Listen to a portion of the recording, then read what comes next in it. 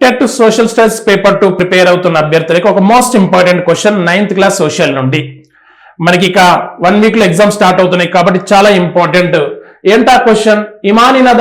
Imani నదానికి సంబంధించి సరి అయిన వాక్యాన్ని గుర్తించండి అంటున్నాడు. ఇక్కడ ఇమాని నదానికి సంబంధించి సరి అయిన వాక్యాన్ని గుర్తుపెట్టుకోండి. ఇక్కడ ఇమాని నదానికి సంబంధించి సరి అయిన వాక్యాన్ని గుర్తించండి.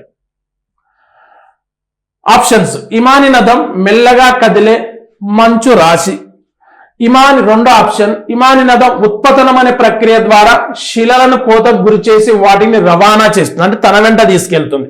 థర్డ్ ఆప్షన్, ఇమాని నదం ప్రవాహ మార్గంలో మేటల వంటి స్వరూపాలను మొరైన్లు అని అంటారు.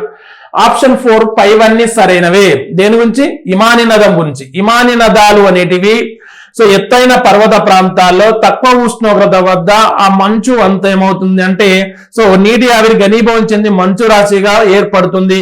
ఆ అడుగు భాగంలో ఉండే మంచు రాశి భూమి యొక్క గురుత్వాకర్షణ శక్తి వల్ల ఏమవుతుంది, కిందికి నెమ్మది కదులుతూ ఉంటుంది. కాబట్టి ఇమాని నదం అనేది మెల్లగా కదిలే మంచు రాశి అని గుర్తుపెట్టుకోండి.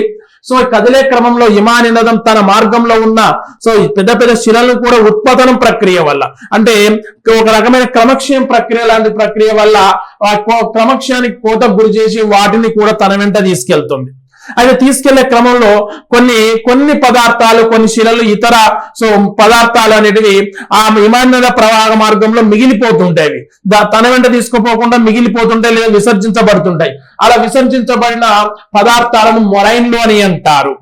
కాబట్టి ఈ ఆప్షన్ లో మరి సరైనది ఏంటి అంటే పైవన్నీ, ఆల్ ద అబోవ్. ఇమాని నదం సంబంధించి ఇవన్నీ సరైనవి గుర్తుపెట్టుకోండి. గ్లేసియర్స్, ఇమాని నదం మీన్స్ గ్లేసియర్.